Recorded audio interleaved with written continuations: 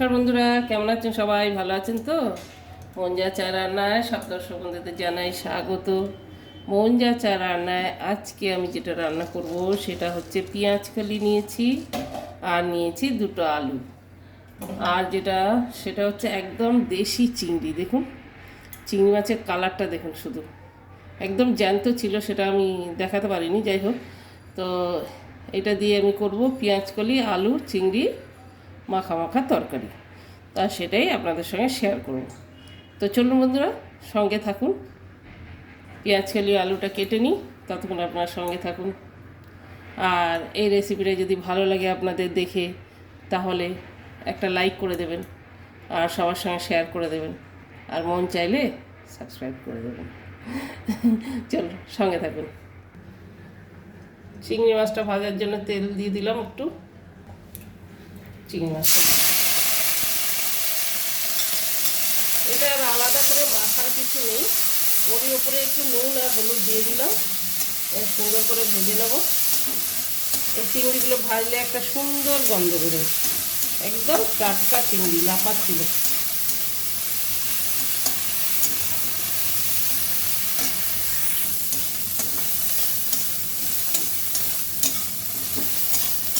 ভাজা হয়ে গেছে।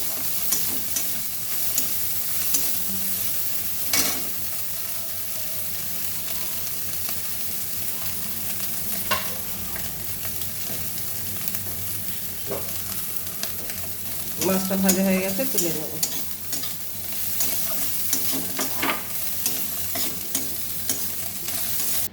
ভাজা হয়ে গেছে, তুলে নিলাম। কড়াই দিয়ে দেবো সামান্য তেল।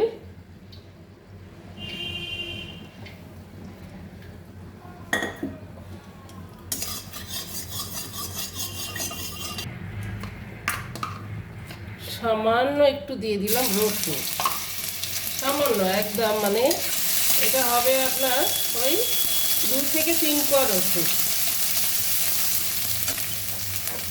এবার দিয়ে দেবো পেঁয়াজ কলি আর আলুগুলো কেটে রেখেছি।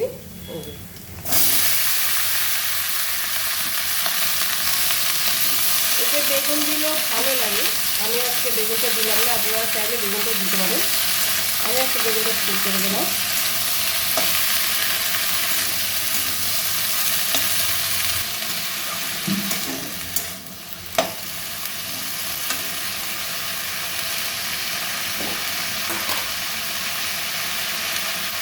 দিয়ে দেবো হলুদ গুঁড়ো,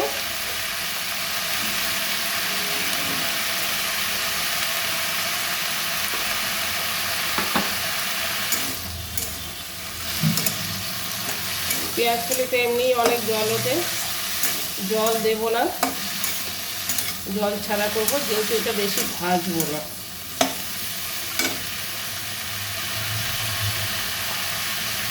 দিয়ে দিলাম স্বাদ মতো নুন,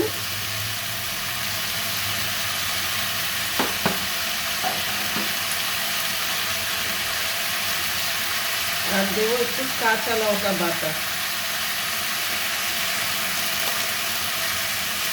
এই চামচে 3 চামচ, মানে 4টে কাঁচা লঙ্কা বাটা। মিক্সিতে বেটেছি, একটু জল হয়ে গেছে।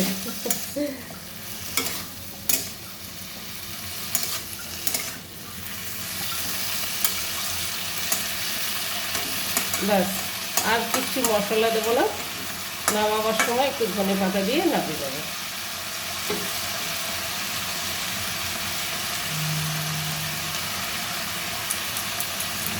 চাপা দিয়ে দেবো।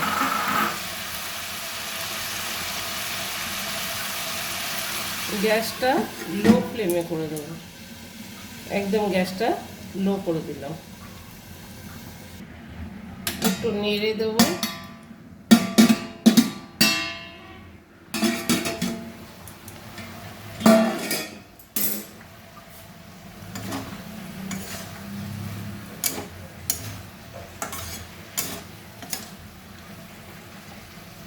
আলুগুলো আর একটু গলবে, তরকারিটা আর একটু মজবে।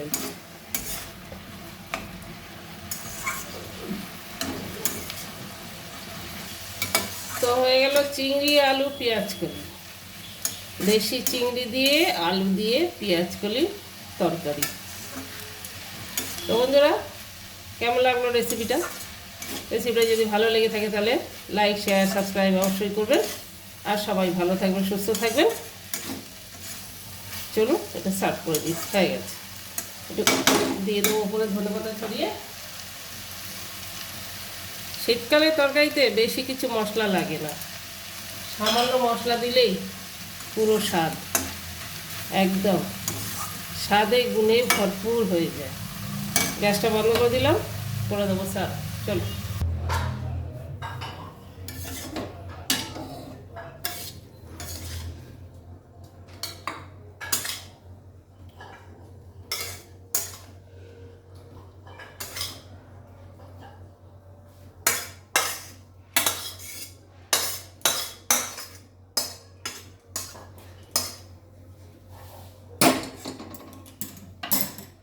তো বন্ধুরা, সার্ভ করে দিলাম।